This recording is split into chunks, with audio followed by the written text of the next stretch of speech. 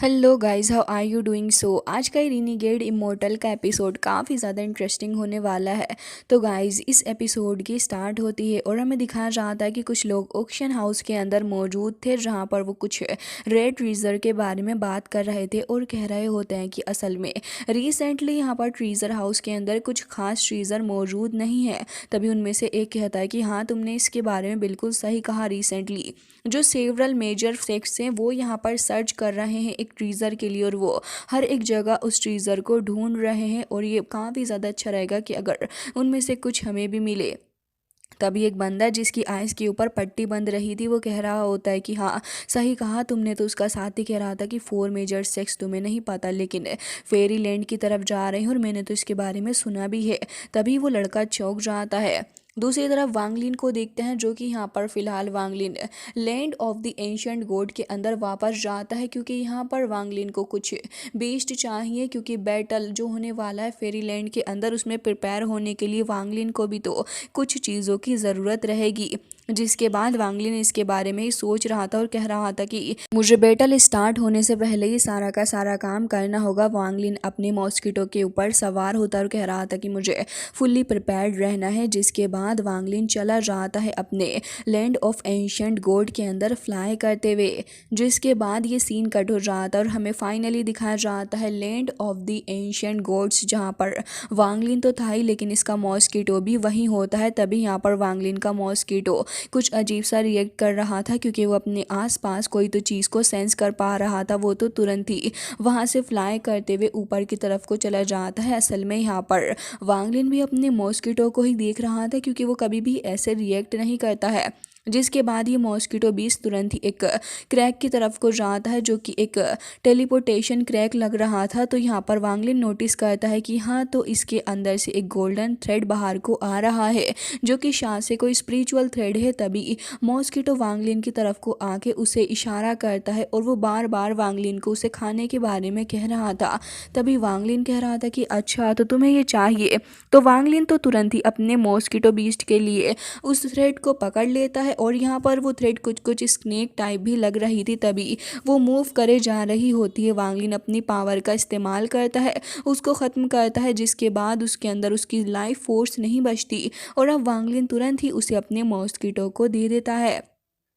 Mosquito को देखते हैं, जो कि काफ़ी ज़्यादा खुश हो गया था इस थ्रेड को लेने के बाद, और वो उसे तुरंत ही खा भी लेता है। वांगलिन नोटिस करता है कि जैसे ही उसके इस मॉस्किटो ने इस थ्रेड को खाया है, तभी यहाँ पर उसके अंदर कुछ तो अजीब सा हो रहा है, और कुछ वक्त बाद उसका मॉस्किटो ब्लास्ट कर जाता है और अब वो एक गोल्डन मॉस्किटो के अंदर बदल गया था। इवन वो यहाँ पे आके कुछ साउंड जब प्रोड्यूस करता है तो पहले से काफ़ी ज़्यादा हो गया था। उसकी बॉडी अब गोल्डन ऑरा से कवर्ड नज़र आ रही थी, और वांगलिन को समझ आ जाता है कि ये जो थ्रेड है वो इसके बीस्ट को काफ़ी ज़्यादा पावर प्रोवाइड कर रही है। जिसके चलते वांगलिन अब कहाँ ही रुकने वाला था, वो तो तुरंत ही यहाँ पे डिसाइड करता है कि अब तो ये और भी काफ़ी सारे थ्रेड लेके आएगा अपने मॉस्किटो के लिए, और तुरंत ही वहाँ से अपनी अवतार बॉडी के अंदर चला जाता है। वो नोटिस करता है कि यहाँ पर तो ढेर सारे थ्रेड्स मौजूद हैं। तो वांगलिन उन सारे गोल्डन थ्रेड्स को पकड़ लेता है, और फिर उसके बाद वांगलिन तुरंत ही उस जगह से निकल के वापस भी आ गया था। अब वांगलिन के पास काफ़ी सारे थ्रेड्स होते हैं, तो अब वो अपने मॉस्किटो को दे देता है और कह रहा था कि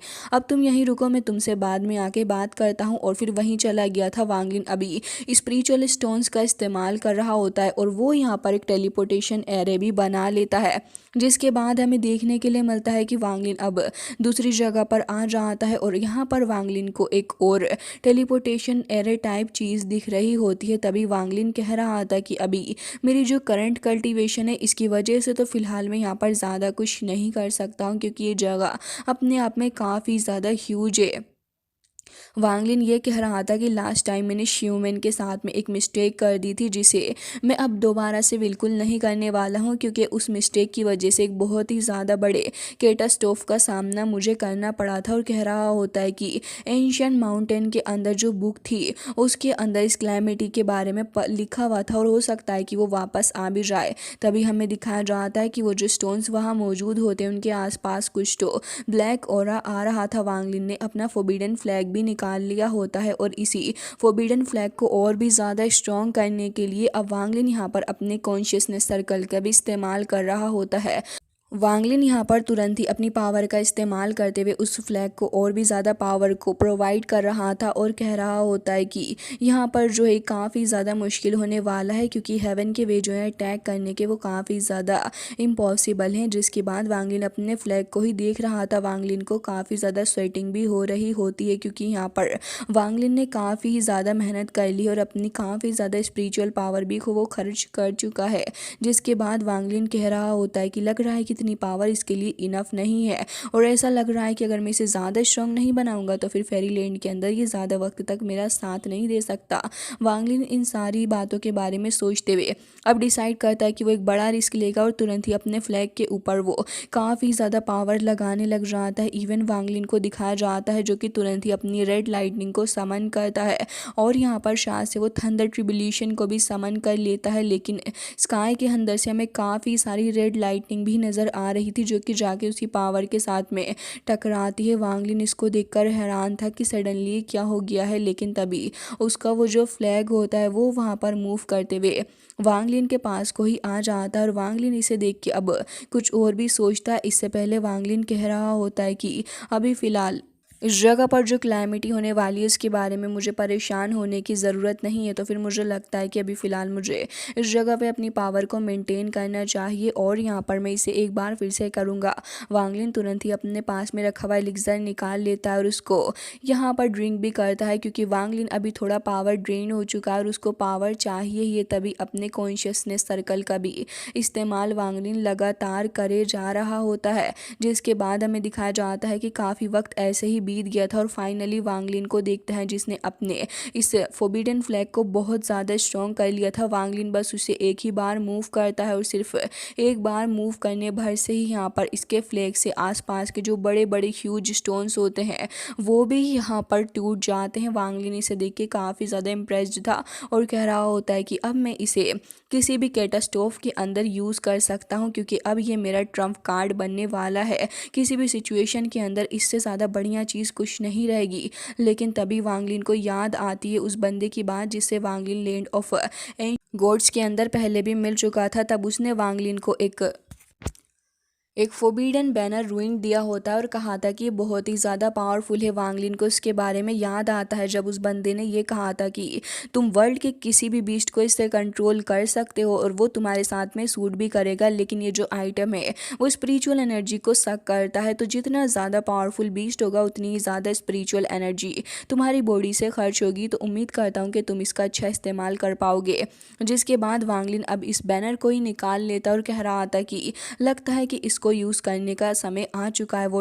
वोट अ प्लेजेंट सरप्राइज। और यहाँ पर वांगलिन कुछ ढूंढने के लिए निकल चुका था और हमें दिखाया जाता है कि वो काफ़ी तेज़ी के साथ फ्लाई करता हुआ जा रहा था। वांगलिन काफ़ी एक्साइटेड भी नज़र आ रहा होता है और कह रहा था कि लग रहा है कि यहाँ से सारे स्पिरिट बीस्ट भाग चुके हैं। लेकिन तभी उसे कुछ तो सेंस होता है, उसे सामने दिखता है कि यहाँ तो दो स्पिरिचुअल बीस्ट के अंदर फाइट चल रही है और बीस्ट भी कोई ऐसे वैसे नहीं है। वांगलिन को कुछ लेवल के बीस्ट लग रहे थे।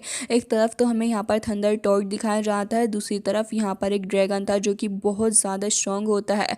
वो टोर्च के पीछे ही पड़ा हुआ था और यहाँ पर उसको ख़त्म करना चाह रहा होता है। वांगलिन की नज़रें भी इन दोनों के ही ऊपर थीं। तभी वांगलिन नोटिस करता है कि थंडर टॉर्च तो काफ़ी सारी थंडर को इकट्ठा करते हुए यहाँ पर इस ड्रैगन के ऊपर अटैक कर रहा है, जिससे वो अच्छा खासा इंजर्ड भी हो गया है। लेकिन थंडर टॉर्च तो रुकने का नाम ही नहीं ले रहा, बल्कि काफ़ी ज़्यादा गुस्से से वो लगातार अटैक करे जा रहा था, जिससे कि ड्रैगन भी काफ़ी ज़्यादा ऑफेंड हो रहा था और वो भी अपनी पावर को इकट्ठा करते हुए अटैक करने के लिए आगे बढ़ रहा होता है। तभी शैन को देखते हैं जो कि काफ़ी वक्त बाद एंट्री लिया और कह रहा था कि बॉस ये तो बहुत ही ज़्यादा शानदार चीज़ लग रही है। वांगलिन इन लोगों की पावर को देख रहा होता है और कह रहा था कि कंपैरिजन करूं तो ये टोर्च ज़्यादा स्ट्रॉन्ग है। वांगलिन की नज़रें मोस्टली इस टोर्च के ऊपर ही थी। इवन ये टोर्च इतना ज़्यादा चालाक होता है कि ये पहले भांप लेता है कि किस तरीके से ड्रैगन अटैक करेगा, और जैसे ही वो आगे बढ़ता है तो वो मौके का फ़ायदा उठाते हुए उसके वीक पॉइंट के ऊपर अटैक कर देता। उसके बाद तो थंडर टॉर्च जो था वो काफ़ी गुस्से से उसके ऊपर अटैक करने लगा था। हालांकि ड्रैगन भी खुद को आज़ाद करवा के आगे बढ़ रहा होता है अटैक करने के लिए। लेकिन यहाँ पर वांगलिन और साथ ही शैन यही कह रहे थे कि ये तो बहुत ही ज़्यादा पावरफुल है। तभी शैन यहाँ पर समझ जाता है कि वांगलिन के दिमाग के अंदर आखिर क्या चल रहा है और वो वांगलिन से कहता है कि बॉस क्या अब आप इसको कलेक्ट करने वाले हो। तो वांगलिन उसे इन्हीं नज़रों से देख रहा था कि हाँ वो इसे कलेक्ट तो ज़रूर से ही करेगा। जिसके बाद वांगलिन इसके बारे में ही सोच रहा होता है कि आखिर आगे क्या करना है। तभी वांगलिन डिसाइड करता है कि वो इस थंडर फ्रॉग को ही हासिल कर लेगा। हालांकि वो जो थंडर फ्रॉग था वो बहुत ही ज़्यादा इंजर्ड भी हो चुका होता है। जिसके बाद यहाँ पर वांगलिन की नज़र भी उसके ऊपर थी और कह रहा होता है कि फ़िलहाल तो मुझे इस फ्रॉग को ही हासिल कर लेना चाहिए। जिसके बाद वांगलिन अभी सही वक्त का इंतज़ार कर रहा था, क्योंकि यहाँ पर ये जो थंडर फ्रॉग होता है वो काफ़ी ज़्यादा इंजर्ड भी हो चुका था और उससे आगे मूव नहीं हुआ जा रहा होता। और अगर ज़्यादा वक्त तक वो इस जगह पर रुकने की कोशिश करता तब हो सकता था कि अब वो ड्रैगन के हाथों मारा जाता। वांगलिन को लगता है कि ये मौका सही है इसको अपने पास में करने का, जिसकी वजह से वांगलिन तुरंत ही आगे बढ़ता और हमें दिखाया जाता है कि वांगलिन यहाँ पर तुरंत ही उस बैनर को भी निकाल लेता है। साथ ही यहाँ पर उस फॉर्मेशन को सबसे पहले एक्टिवेट करता है, क्योंकि इस जगह से भागना भी उतना ही ज़्यादा इंपॉर्टेंट है जितना इंपॉर्टेंट इस थंडर टोड को हासिल करना है। वांगलिन तुरंत ही इससे बोलता है कि मुझे लगता है कि तुम्हें मेरी बात को समझ जाना चाहिए, और तुरंत ही उस बैनर को निकाल लेता और कह रहा था कि इससे बाहर हो जाओ। अब वो टोड जो था उसके पास में भी कोई दूसरा रास्ता नहीं होता, तुरंत ही उस बैनर के बाहर से निकल जाता है। और यहाँ पर जैसे ही वो वांगलिन के साथ में अटैच्ड होता है तभी वांगलिन के मुंह से ब्लड आने लगा था। इस बात से इसका अंदाज़ा लगाया जा सकता है कि वांगलिन यहाँ पर कितना ज़्यादा स्ट्रॉन्ग बीस्ट को अपने पास में रख रहा है। एज अ ट्रम्प कार्ड ये सही भी रहेगा। जिसके बाद वांगलिन और उसका अवतार तुरंत ही वहाँ से निकल लेते हैं, क्योंकि ये थंडर ड्रैगन जो है इसके चक्कर में फंसना काफ़ी ज़्यादा खतरनाक रहेगा। हालांकि थंडर ड्रैगन जो था वो अब वांगलिन की इस हरकत पे काफ़ी ज़्यादा गुस्सा करता है। इवन वो तो यहाँ पर चिल्लाने भी लगा था वांगलिन के ऊपर और साथ ही काफ़ी ज़्यादा भड़क भी रहा होता है। लेकिन तभी वांगलिन वहाँ से निकल के आ गया था सेफली। देखने वाली बात ये थी कि वांगलिन अभी भी काफ़ी ज़्यादा इंजर्ड होता है। जिसके बाद उसका मॉस्किटो भी वांगलिन को देख के थोड़ा शॉक्ड में था कि सडनली वांगलिन को क्या हो गया है। शैन भी वांगलिन से पूछता है कि बॉस आप ठीक तो हो। तभी वांगलिन कह रहा होता है कि उसको हैंडल करना वाकई में बहुत ज़्यादा मुश्किल था। इवन एक मोमेंट के लिए तो मुझे ऐसा लगा कि सारी के सारी स्पिरिचुअल पावर मेरी बॉडी के अंदर से ही सक कर लेगा। जिसके बाद वांगलिन उठकर खड़ा हो जाता है, तुरंत ही उस बैनर को निकालता है जो कि साइज में अब काफ़ी ज़्यादा ह्यूज हो चुका था। और उसके बाद इस थंडर टोड की एंट्री भी वहाँ पर हो जाती है, जो कि काफ़ी ज़्यादा गुस्से से अपने सामने खड़े हुए मॉस्किटो को देख रहा था। जिसके बाद इस मॉस्किटो को देखते हैं, जो मॉस्किटो यहाँ पर पीछे को हट रहा होता है। साथ ही हमें देखने के लिए मिलता है कि टोड लगातार यहाँ पर भड़काए जा रहा होता मॉस्किटो को। जिसके बाद वांगलिन के पास में वो बैनर भी आ चुका था और अब वांगलिन के हाथ में वो एक ब्रेसलेट के रूप में आ जाता है। वांगलिन भी इस ब्रेसलेट को देख रहा था और यहाँ पर वांगलिन इसको अपने दूसरे हाथ से टच करके देखता है। जिसके बाद उसकी जो पावर थी वो जाके वांगलिन के साथ में मर्ज हो जाती है और अब एक तरीके से ये जो टॉड है वो वांगलिन से पूरी तरह कनेक्ट हो गया है। वांगलिन उसी को देख रहा था और समझ जाता है कि असल में ये जो बीस्ट इसके सामने खड़ा है वो एक स्पिरिट किंग भी है। जिसके बाद वांगलिन इस ब्रेसलेट को भी देख रहा था और कह रहा होता है कि मुझे इसको काफ़ी अच्छे से मेंटेन करना होगा, क्योंकि अगर मैंने इसको मेंटेन ना किया तो जो स्पिरिचुअल पावर मेरी बॉडी के अंदर मौजूद है ये बीस्ट उसी को सक कर लेगा। तभी वांगलिन यहाँ पर इसके बारे में कह रहा था कि मुझे एडवांस में ही इसके बारे में सोच के रखना होगा, क्योंकि ये एक्सट्रीमली डेंजरस हो सकता है। लेकिन तभी उस मॉस्किटो को देखते हैं जो कि अभी तक डरा हुआ था, लेकिन अब उसे बहुत गुस्सा आने लगा होता है। वो तुरंत ही आगे बढ़ने वाला था टोड के ऊपर हमला करने के लिए। टोड भी एक स्पिरिचुअल थंडर बोल बनाता है, तुरंत ही अटैक कर देता है मॉस्किटो के ऊपर। जिसके बाद मॉस्किटो और बीस्ट दोनों के ही बीच एक काफ़ी खतरनाक सी टक्कर हो जाती है। वांगलिन भी खड़ा होकर यही देख रहा था कि आखिर क्या हो गया है इन दोनों को, ये दोनों एक दूसरे के दुश्मन क्यों बने हुए हैं। इवन इस बीच यहाँ पर वांगलिन को थोड़े बहुत स्टोन्स आके भी हिट होते हैं और ये लोग जब वांगलिन कहता है कि बस शांत हो जाओ तो काफ़ी ज़्यादा डर जाते हैं। अजीब तरीके से ये डर जाते हैं और दोनों ही एक दूसरे को काफ़ी गुस्से से देख रहे थे।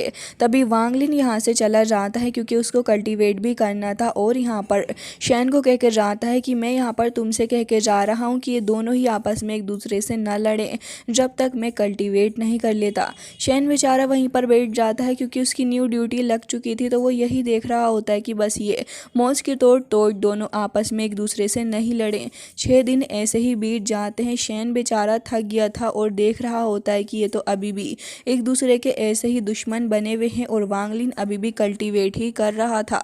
तभी यहाँ पर शैन को अब थोड़ी बहुत नींद आने लग जाती है और जैसे ही वो नोटिस करता है कि यहाँ पर आखिर क्या चल रहा है तो वही देखता है कि ये दोनों तो ऑलमोस्ट एक दूसरे से फाइट करने वाले हैं।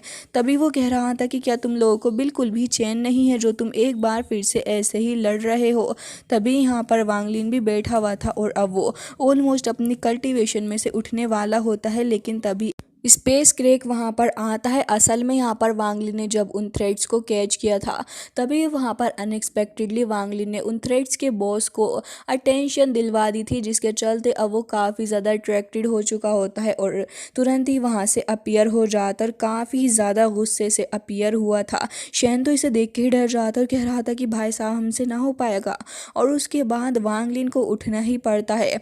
तभी वांगलिन एक शील्ड बनाता है खुद को बचाने के लिए, साथ ही वांगलिन के मुंह से ब्लड भी आ गया था। वो तुरंत ही अपने काफ़ी सारे एलिमेंट्स को कलेक्ट करते हुए इस शील्ड को पावर प्रोवाइड करता है। इवन यहाँ पर वांगलिन जहाँ जहाँ जा रहा होता है वो बॉस थ्रेड भी वांगलिन के पीछे पीछे ही जा रहा था, उसे सांस लेने की फुर्सत भी नहीं दे रहा होता। वांगलिन कह रहा मुझे इस बात का डर है कि अभी फ़िलहाल मैं अपनी करंट पावर से इसको कंट्रोल नहीं कर सकता, लेकिन ऐसा करना तो पड़ेगा ही।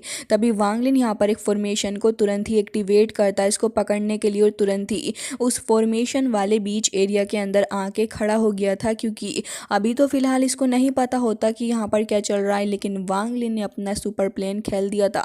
तभी यहाँ पर तुरंत ये थ्रेड फंस जाता है वांगलिन की फॉर्मेशन के अंदर और अब वो उससे बाहर निकलने की भी कोशिश कर रहा होता है। तभी यहाँ पर वांगलिन भी उसके पीछे पीछे जाता है। शैन काफ़ी परेशान था और कह रहा होता है कि बॉस अब आप क्या करोगे और आप कहाँ जा रहे हो। वांगलिन उससे कहता है कि तुम परेशान नहीं हो, इसको तो मैं हैंडल कर ही लूँगा। जिसके बाद अब हमें दूसरी साइड का सीन दिखाया जाता है। असल में ये जो जगह है वो बैटल फील्ड है और दूसरी तरफ हमें सीन दिखाया जाता है एक जगह का जहाँ पर कुछ लोग खड़े हुए थे और वो इंतज़ार कर रहे होते हैं। तभी उनमें से जो सबसे ज़्यादा बड़ा पर्सन था, यानी कि उन सभी लोगों को कुछ बता रहा होता और कह रहा था कि अब आपकी कल्टीवेशन एक दूसरे लेवल पर पहुँचने वाली है, तो आप सभी यहाँ पर काफ़ी अच्छे से इस चीज़ का ध्यान रखें। इवन यहाँ पर वो सभी लोगों से ये भी कह रहा होता है कि अभी आपके लिए काफ़ी इंपॉर्टेंट चीज़ होने वाली है। तभी वो सारे के सारे इस बंदे को शुक्रिया अदा करते हैं इसके एफर्ट्स के लिए। तभी हमें देखने के लिए मिलता है कि वो कुछ स्टोन्स लेता है, उनकी फॉर्मेशन बनाने वाला था और अपने ब्लड की एक ड्रॉप का इस्तेमाल करते हुए उसको तुरंत ही एक्टिवेट भी कर देता है, जिसके बाद एक बीम लाइक लाइटनिंग जाकर हिट होती है स्काई से। लेकिन तभी ये सारे के सारे नोटिस करते हैं कि यहाँ तो एक स्पेस क्रेक ओपन हो गया है। इवन ये बंदा तक खुद डर जाता है कि भाई साहब ये क्या चीज़ है, और उसकी नज़र पड़ती है वांगलिन के ऊपर जो कि असल में बैटल फील्ड के अंदर होता और कलेक्ट कर रहा था सोल को। वांगलिन के आसपास थाउजेंड्स ऑफ सोल होती हैं। ये चीज़ देखकर तो ये होस्ट भी डर जाता है, क्योंकि उसे अपनी आंखों के ऊपर विश्वास नहीं हो रहा था। वांगलिन असल में यहाँ पर इसलिए भी आया था क्योंकि उसे अपनी डीमन आर्मी बिल्ड करनी थी वापस से, और साथ ही डीमन आर्मी को बिल्ड करने के लिए उसे सोल्स की ज़रूरत तो होगी। बाकी सारे लोग भी डर जाते हैं और कह रहे थे कि आखिर ये सब कुछ यहाँ पर क्या चल रहा है, कुछ भी समझ नहीं आ रहा। तभी वांगलिन एक साथ सारी की सारी सोल्स को डिवोर करने लग जाता और धीरे धीरे करके वो सारी की सारी वांगलिन के अंदर ही जाकर समाने लगी थी। ये एक खौफनाक नज़ारा होता है बाकी सभी लोगों के लिए, और वो सभी इस खौफनाक नज़ारे को देख के बहुत ज़्यादा डर चुके थे। इवन उसके बाद वांगलिन काफ़ी डोमिनेटिंग वे में उस जगह पर अपीयर होता है, तो सभी लोग बहुत डर के उसको देख रहे थे और ये सारे के सारे यही सोच रहे होते हैं कि ये जो बंदा है जिसने अभी इतने थाउजेंड्स ऑफ सोल को डिवोर किया है, कहीं ऐसा ना हो कि इसका नेक्स्ट टारगेट हम ही हो जाए। तभी वो होस्ट आगे बढ़ता और काफ़ी ज़्यादा रिस्पेक्टफुली वांगलिन से बात करने की कोशिश कर रहा था और कह रहा था कि क्या हम आपके बारे में जान सकते हैं। तभी वांगलिन इनके बारे में कुछ ज़्यादा नहीं कहना चाहता था और कह रहा होता है कि आखिर तुम यहाँ पर क्या कर रहे हो। तभी वो कह रहा था कि असल में मेरा नाम वू विंगो है। तभी वांगलिन वहाँ पर ज़्यादा टेंशन पे नहीं करता इन लोगों पे और तुरंत ही वहाँ से चला जाता है। जिसके बाद वो बंदा कह रहा था कि आखिर ये पर्सन था कौन, वो भी इतने ज़्यादा डेडली ऑरा के साथ में। ऐसा लग रहा है कि शायद से कोई फैमिली एंसिस्टर था, लेकिन था बहुत ही ज़्यादा हॉरेबल। जिसके बाद वांगलिन वहाँ से केव के लिए निकल रहा था, तुरंत ही वहाँ पर बैठ के वो कल्टीवेट करने लगा था और कह रहा था मैंने काफ़ी सारी स्पिरिट्स को कलेक्ट कर लिया है और अब मेरे पास में डीमंस भी है और साथ ही मेरे पास ढेर सारे वेपन्स भी हैं जिनको मुझे रेडी करना होगा। तो वांगलिन यहाँ पर उनको रेडी भी करता है और अब वांगलिन के पास में एक वुड का पीस था, क्योंकि अब यहाँ पर वांगलिन को नेक्स्ट अपना काम जो करना था वो था वुड कर्विंग करना। तो अब यहाँ पर वांगलिन बैठ गया है, क्योंकि अब यहाँ से वांगलिन वुड कर्विंग काफ़ी वक्त तक करेगा। वो वुड कर्विंग को स्टार्ट करता है और हमें बताया जाता है कि पूरा 1 साल वांगलिन को ऐसे ही वुड कर्विंग करते करते निकल गया है और इसने यहाँ पर काफ़ी सारे स्टेचूज़ को कर्व किया है। और अब इस बार जो वांगलिन ने स्टेचूज़ बनाए थे वो काफ़ी ज़्यादा, और वो एंशियंट गॉड के ट्रिक्स को भी यहाँ पर यूज़ करता है, क्योंकि ये उसके लिए काफ़ी बेनिफिशियल रहेंगी आगे के वक्त में। जिसके बाद वांगलिन इन सारे वेपन्स के बारे में सोच के कह रहा होता है कि सारे के सारे वेपन्स मेरे बहुत ज़्यादा काम में आने वाले हैं। और अब यहाँ पर वांगलिन एक स्क्रोल भी खोल के देखता है और जैसे ही वो उस स्क्रोल को ओपन करता है तो उसके अंदर से ढेर सारा डोमिनेटिंग ऑरा भी निकल रहा था। वांगलिन इस ऑरा को देख के कुछ सोच रहा होता है, लेकिन तभी यहाँ पर एक बहुत ही ज़्यादा बड़ा सा स्पेस क्रेक आ जाता है। वांगलिन इसे देख रहा होता और कह रहा था कि वो वक्त फाइनली आ ही गया। जिसके बाद वांगलिन अपने हेवनली रेन कोल्ड्रन को निकाल लेता है और उसके बाद यहाँ पर अब वांगलिन का यहाँ से निकलने का समय हो चुका था। वांगलिन अपने स्ट्रॉ हेड को लगा लेता है, जिससे कि अब उसका फेस और उसकी आइडेंटिटी यहाँ से तुरंत ही अब ब्लर हो जाएंगे और कोई भी इसके बारे में जान नहीं सकेगा।